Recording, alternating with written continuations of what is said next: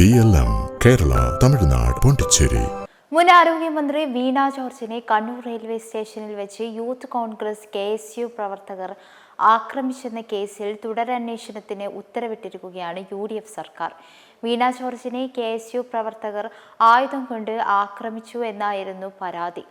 മന്ത്രിക്ക് നേരെ നടന്ന പ്രതിഷേധത്തിൽ പ്രവർത്തകർ കഴുത്തിന് ആക്രമിച്ച് പരിക്കേൽപ്പിച്ചെന്ന് ഗൺമാൻ നൽകിയ മൊഴിയുടെ അടിസ്ഥാനത്തിലായിരുന്നു അന്ന് പോലീസ് കേസെടുത്തത്.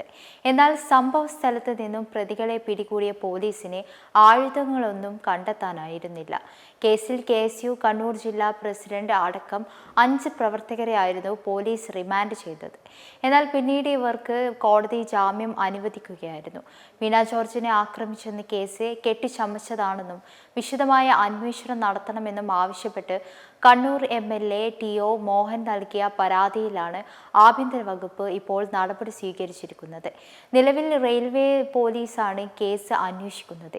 കേസിൽ അന്വേഷണം ആരംഭിച്ച റെയിൽവേ പോലീസിലെ CCTV ദൃശ്യങ്ങളിൽ ഉൾപ്പെടെ പരിശോധിച്ചതിൽ മന്ത്രിയെ ആക്രമിക്കുന്നതിൻ്റെ തെളിവുകൾ കണ്ടെത്താൻ കഴിഞ്ഞിരുന്നില്ല.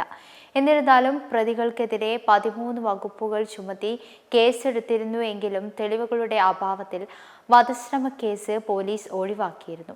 അതേസമയം ആക്രമണത്തിൽ പരിക്കേറ്റ വീണ ജോർജ് കണ്ണൂർ ആശുപത്രിയിലും പിന്നീട് പരിയാരം മെഡിക്കൽ കോളേജ് ആശുപത്രിയിലും ചികിത്സ തേടിയിരുന്നു. ഗുരുതര പരിക്കിനെ തുടർന്ന് ICUവിൽ പ്രവേശിപ്പിച്ച മുൻ മന്ത്രി പിറ്റേന്ന് പുലർച്ചെ രഹസ്യമായി ആശുപത്രി വിട്ട് റോഡ് മാർഗം പത്തനംതിട്ടയിലേക്ക് പോയതും വലിയ വിവാദങ്ങൾ സൃഷ്ടിച്ചിരുന്നു.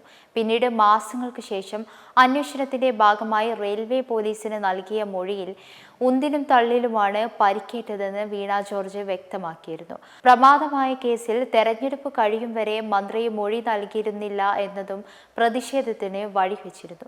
ഈ കേസിൽ UDF സർക്കാർ പ്രഖ്യാപിക്കുന്ന 3ാമത്തെ തുടരന്വേഷണമാണിത്. SP റാങ്കിലുള്ള ഉദ്യോഗസ്ഥനാകും അന്വേഷണ ചുമതല നിർവഹിക്കുന്നത്. മെമ്പർമാരുടെ നിക്ഷേപങ്ങൾക്ക് ഉയർന്ന ലാഭവിഹിതം നൽകുന്ന കേന്ദ്ര സർക്കാർ സഹകരണ registered society Bharat Lajna multi state housing cooperative society limited.